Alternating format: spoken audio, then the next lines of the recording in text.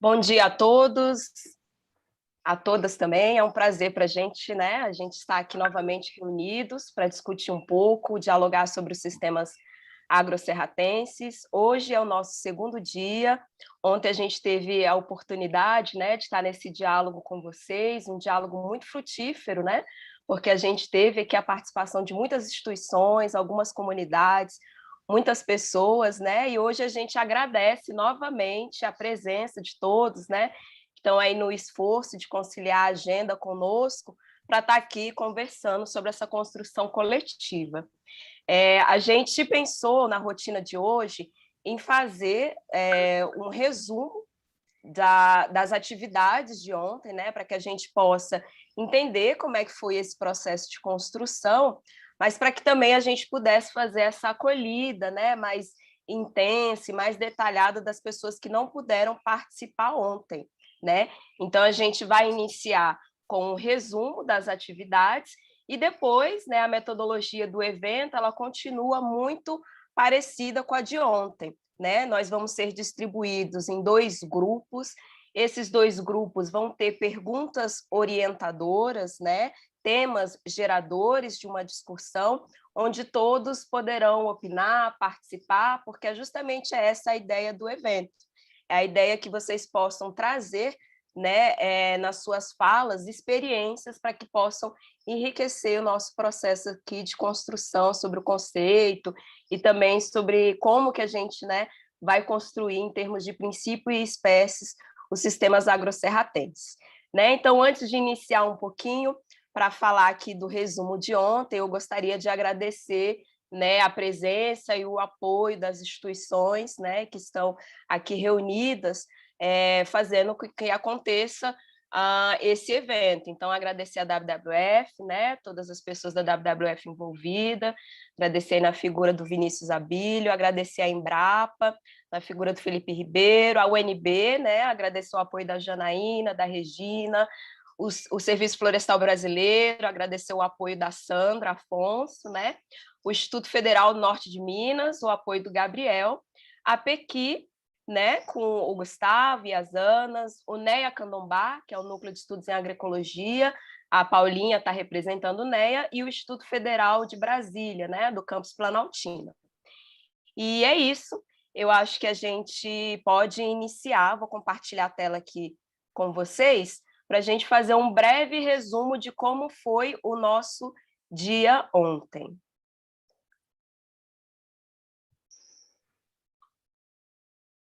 Já conseguem ver a tela? Já, Vivi. Sim, Vivi. Que bom, então. Nós conversamos muito, né, no início da apresentação sobre quais são assim os princípios, né, do sistema agroserratense. Então, a Paulinha e o Abílio, eles trouxeram um pouquinho da história e trouxeram para a gente pilares que vão sustentar esses princípios, né? Então, para a gente retornar aqui um pouquinho, né, com essa intenção da gente sempre estar fazendo as nossas observações, também pautadas por esses princípios, né? Então, a gente entende, né, dentro dessa construção, que um sistema agroserratense ele precisa ser participativo, né? Então, a gente sempre tem que estar vinculada com essa interação com as comunidades, né, com as instituições, com as pessoas, com essa finalidade da gente tornar, né, esse movimento de restaurar e produzir com grande interação e grande participação. Então, é muito interessante e importante que, quando a gente vai pensar no conceito de sistema agroserratense, essa questão da intenção, né, das questões socioculturais das comunidades, elas possam sempre estar em voga e sempre estar aparecendo, né? Então, a ideia da fala das famílias agricultoras, né, a ideia da fala de quem vai estar produzindo, conservando e restaurando, ela precisa ser um pilar, né, da constituição dos sistemas agroserratenses. Um outro ponto importante, né, como pilar, como princípio do sistema agroserratense, é o protagonismo de nativas, né? Então, é um sistema onde a gente pensa em reforçar, né, espécies, características, processos ecossistêmicos, né, de fitofisionomias como vinculadas às formações savânicas e também vinculadas às formações campestres, né? Então, nisso, a gente pensa muito nessa questão do protagonismo das espécies nativas, relacionando os aspectos de restauração, conservação, né, os aspectos ecológicos e também econômicos desses sistemas, né? E aí a gente pensa também nessa questão da agrobiodiversidade, a importância, né, dessas famílias agricultoras ou de quem pense em restaurar com o sistema agroserratense possa estar vinculando essa perspectiva agronômica que ela vai ser conciliada à savana ou aos ambientes campestres, né? Então, a ideia da agrobiodiversidade, ela vem muito com esse vínculo da gente entender quais espécies agronômicas são conciliadas na savana ou nos ambientes campestres, né? Nessa questão do pilar do protagonismo de nativas, tem todo um cuidado, né? Porque a gente sabe que algumas plantas elas são importantes, né? Para as famílias agricultoras, elas são importantes para a gente também. Só que outras plantas elas vão ser exóticas, mas elas vão trazer para a gente uma relação invasiva ao ambiente, né? Então a gente pensa muito nessa questão de um não uso de espécies exóticas agressivas, né? Invasoras, que vão causar algum problema, algum dano em relação ao equilíbrio, aos processos ecossistêmicos e que não vão estar reforçando ali a restauração e a regeneração natural de espécies nativas, né?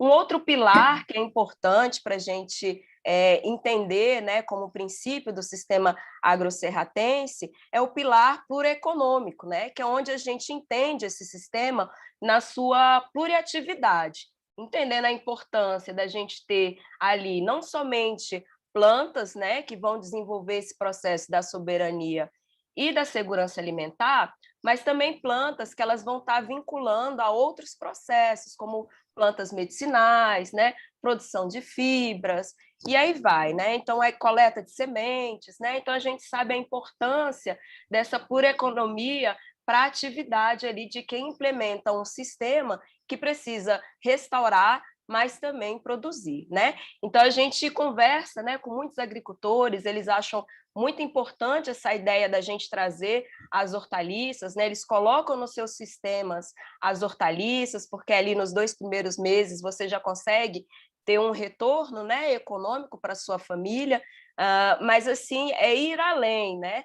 É pensar numa proposta de um agroecossistema que ele possa consolidar uma cadeia mais robusta, né, e um retorno econômico ali mais preciso para essas famílias. Então, a gente sabe que essa diversificação ela traz um retorno muito interessante. Então, como por exemplo, né, no assentamento Osel Alves, a gente tem ali as do Cerrado, né, que elas vão produzir suas cestas com geleias, vão produzir suas cestas com fibras. Então, essa ideia de que a gente precisa ter o plurieconômico dentro do sistema agroserratense. Então, isso foi mais ou menos o resumo, né, do que a gente discutiu enquanto conceito do sistema agroserratense, e aí a gente passou e dividiu os grupos.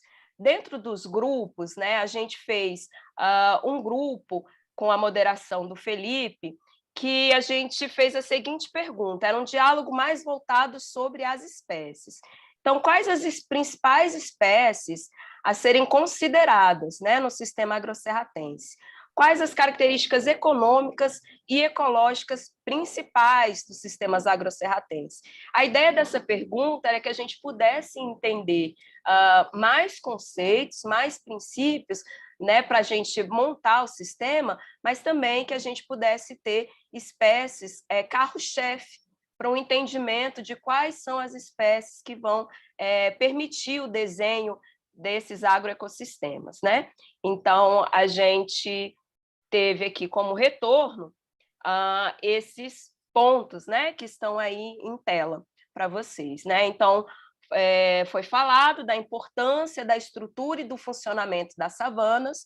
Então, para a gente sempre estar observando qual que é a estrutura das savanas, né, e o funcionamento, aí a gente pode incluir também as formações campestres, verificando que essas espécies elas precisam ser acolhidas dentro de um processo de estrutura e funcionamento de fitofisionomias específicas, né? Depois a gente teve uma outra contribuição de que essas espécies elas precisam, né, uma vez que a gente vai organizar, e são muitas espécies, um caminho talvez interessante fosse da gente trazer os grupos funcionais, né?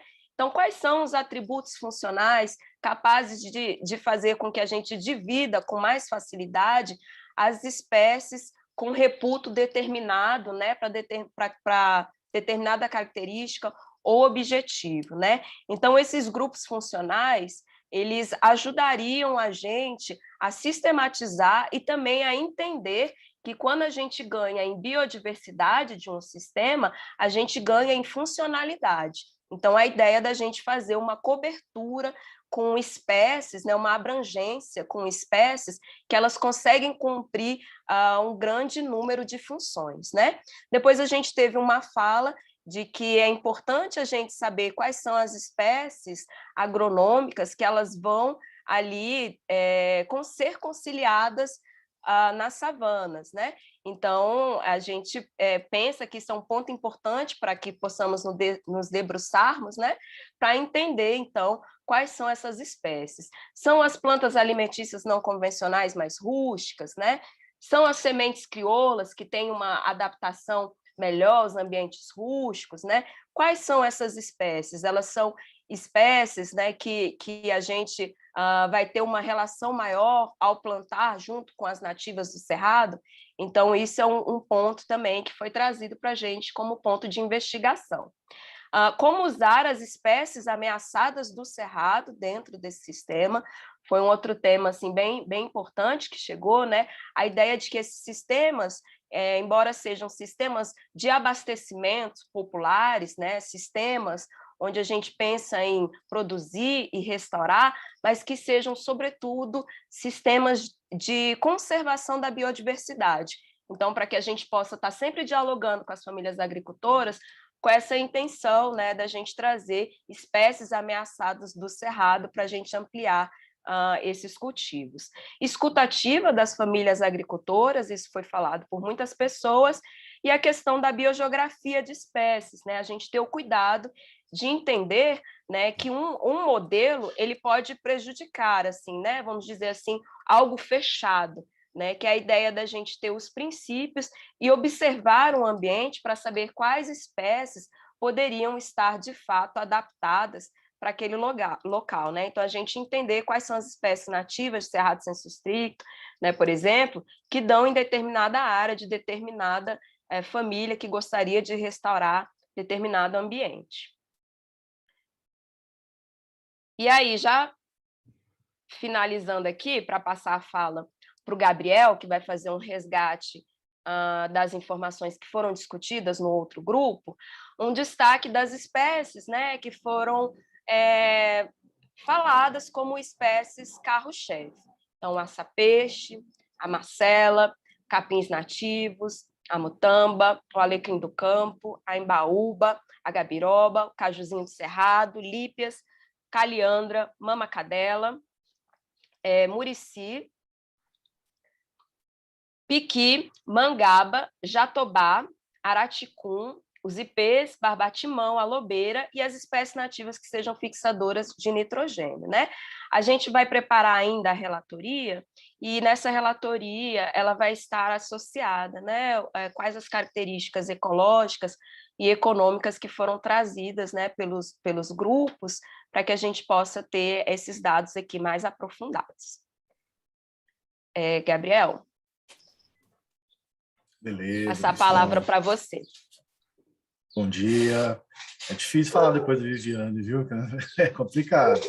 Mas vou trazer também os conteúdos aqui, os debates, tentar fazer esse breve resumo, esse apanhado do que foi discutido ontem, né? É muito difícil, porque foram muitas contribuições e pode ser que alguma contribuição eu não consigo fazer nesse resumo, mas será tudo devidamente relatado, né? Então, nosso diálogo ontem foi sobre os arranjos e os consórcios, né, de espécies nativas e exóticas, que pode ser usado nesse contexto dos sacis, né? Então, pode passar para mim, por favor, Viane? Isso. Então, assim, é muito difícil, porque são tantas situações distintas que são encontradas, né?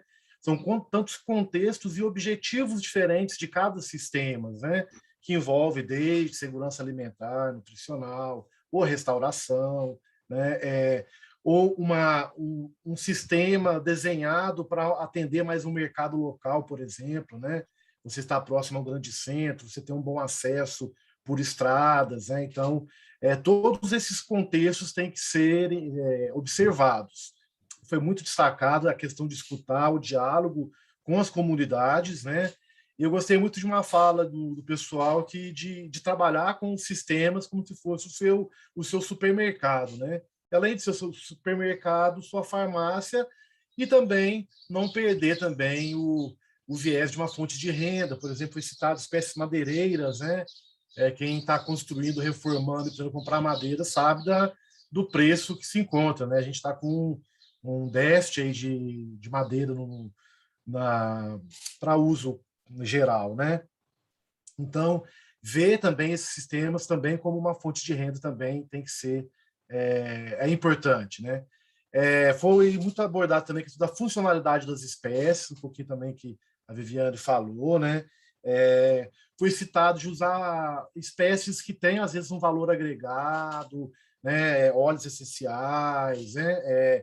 Ervas aromáticas. Então, procurar nesse desenho, nesses consórcios, inserir essas espécies também, né? Então, os serviços ecossistêmicos também é muito importante, porque de valorizar, né, todo o resgate de carbono, todo o resgate cultural, a infiltração, né, da água no solo também foi bem destacado também. Então, esses serviços ecossistêmicos, ao analisar, né, um sistema, tem que ser colocado na balança também e ser valorizado isso, né? Infelizmente, às vezes não acontece, ou quase sempre. E um outro aspecto importante também é a questão da segurança jurídica, né? Da regulamentação do uso de sistemas agroflorestais em regularização ambiental, nas restaurações de APP, de reserva legal, que isso também é um certo receio, porque são investimentos, né? Não é barato você instalar nessas áreas de restauração um sistema, né? Então, tem custos envolvidos. Então, a segurança jurídica que o agricultor vai estar inserindo um sistema que ele vai poder explorar, manejar de uma forma tranquila. Até foi citado o caso de Minas Gerais, que está para sair a regulamentação de uso de SAFs em programas de regularização ambiental. Está no forno, quase saindo. Não sei como estão os outros estados. Tivemos uma boa representatividade de estados, né? Fizeram um levantamento rápido aí, com bastantes estados aí abrangidos pelo Cerrado. Então, esses são, né, um agrupamento geral, né, que eu fiz aí, resgatando esse debate que o grupo teve ontem. Aí, destacamos em termos de consórcios e arranjos, né, consórcio de Jatobá, Pequi, Jerivá, né, com feijão de porco, guandu, milho, abacaxi, lobeira, foi muito citado no grupo, né, a bananeira, né, hortelã também usou esses sistemas. Foi citado também usar linhas, né, de espécies agronômicas junto com as espécies nativas do Cerrado, um sistema parecido, né, uma adaptação desse sistema que o pessoal chama de sistema filho, né, inclusive acho que a Embrapa Citricultura, eu acho, se não me falha a memória. É um sistema com citros, né, com espécies frutíferas, né? A questão do manejo de aquecimento do cerrado também foi citado no grupo. Poucas experiências, ainda não tem um acúmulo de conhecimento nessa área desse manejo, né? O uso de gergelim, açafrão e amendoim também foi citado. O café, né, também foi citado diversas vezes. A gente está com uma tendência muito grande aí de cafés de qualidade, de cafés ecossociais, que tem todo um apelo tanto social como ambiental também. Esse plantio de café estava com gergelim, pimenta, milho, feijão e feijão guandu. Também foi citada a questão de grãos crioulos, né? O arroz foi muito citado também. E, de uma forma geral, né, foi citado as potencialidades do café, eu já falei, de estudar um pouco melhor dos cogumelos, né, nativos e os potenciais usos que pode ser feito deles. Pitaia, né, a mandioca, que é um carro-chefe aí de muitos agroextrativistas, e a cratilha também, que é uma espécie nativa do Cerrado, também foi apontada aí como um potencial, né? E como plantas companheiras, né, de exemplos, experiências que o pessoal tiveram aí ao longo do tempo, citaram muito a questão da banana e do jatobá, né, que quando tem essas plantas companheiras, o jatobá se desenvolve muito bem. E também foi citada a questão de sempre estar observando o cerrado, a dinâmica da vegetação nativa, da savana local, né? E foi citado, por exemplo, onde sempre tem uma mama cadela, sempre tem associado a ela uma outra espécie, né? Que me fugiu o nome aqui, que está aparecendo no chat aqui. Isso, a cagá, que é mama cadela. Escupira preta também, né? Essa associação de buscar ver observar, né, localmente essas espécies para poder, ao dimensionar um sistema, você tentar duplicar, replicar, né, essa dinâmica. E a gente sabe que muda muito, né? O Cerrado é muito amplo. Por exemplo, na minha cidade, que é Três Corações, no sul de Minas, que é transição Cerrado Mata Atlântica, o barbatimão é uma espécie invasora de pastagem, super agressiva, né? Então, naquele contexto, de repente, o barbatimão não seria uma espécie que seria priorizada, seria mais ou menos essa lógica, né? De conhecer a dinâmica local, né? De como as espécies se adaptam, de como elas funcionam, para se montar, né, uma proposta de um arranjo ou um modelo, né, de sistemas agrocerratenses aí.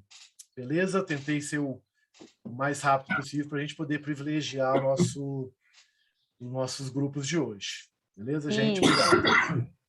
Isso, obrigada, Gabriel. Só para fechar, então, rapidinho, depois a gente voltou para a plenária, né, maior, para o grupão de novo, e a gente teve comentários gerais, né, e aí dois destaques, uma fala, né, que traz para a gente a importância dessa união, né, da integração e troca entre restauradores e tipos de sistemas de produção e restauração, né?